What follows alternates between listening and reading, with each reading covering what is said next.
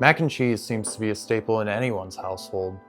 I mean, imagine looking through their cupboards and not finding a box labeled Kraft or Annie's or Easy Mac.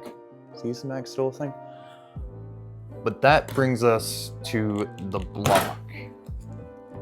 This week, I'm going to be doing a new macaroni every day for a whole week.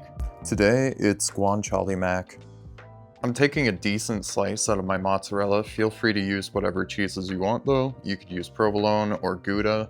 I'm just using mozzarella because I have a 5-pound block. But I'm shredding my cheeses. All I need is around like 100 grams. A little bit over, but I'm trying to do just a single portion. I'll have a ramped up version in the description. I'm just kind of eyeballing around 100 grams here.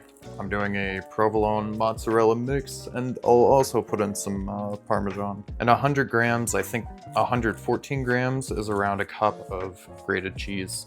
So this is kind of our provolone, mozzarella, and Parmesan mixture. Now that we got our beautiful bowl of cheese ready, I'm gonna swap that out for some guanciale. Take this guy out of the package.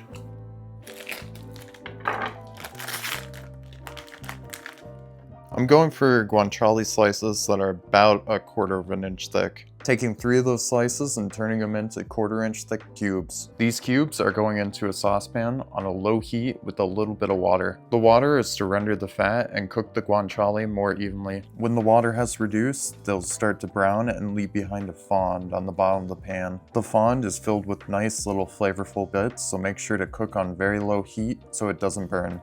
And we're left with not just the guanciale, but the fat, which we're going to use to make our roux.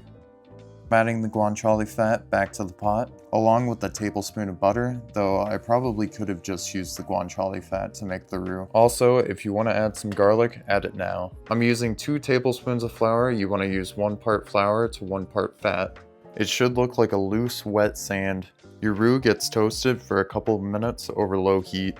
And I did end up making a little bit too much, so I'm gonna end up using half of it. Now I'm just drizzling in some milk. You don't want to add too much at a time. Just drizzle a little bit in, let it heat up, drizzle a little bit more in, let it heat up, and do that a few times. This process will also scrape up any of those nice guanciale bits on the bottom of the pan.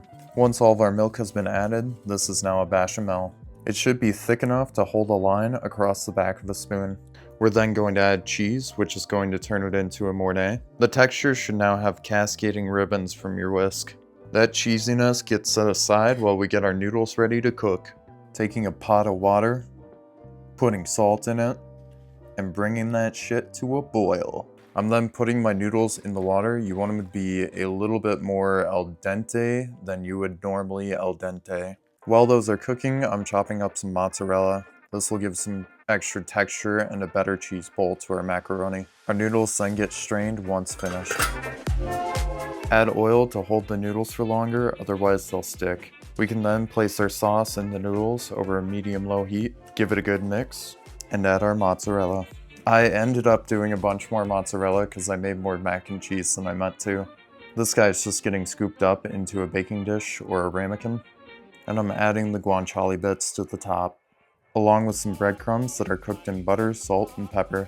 This then gets put into an air fryer for 3 to 5 minutes or into a conventional oven at 375 until the top looks good. You can then pull it out and stick it straight in your mouth. Okay, maybe don't do that. That sounds painful. It was kind of looking like a heart attack, so I added some parsley to the top, and you know that fixes it.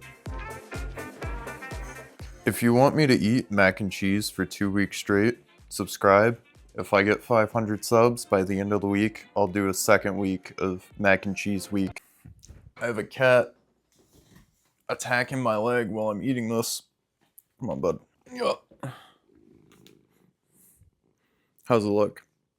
Good? You're confused?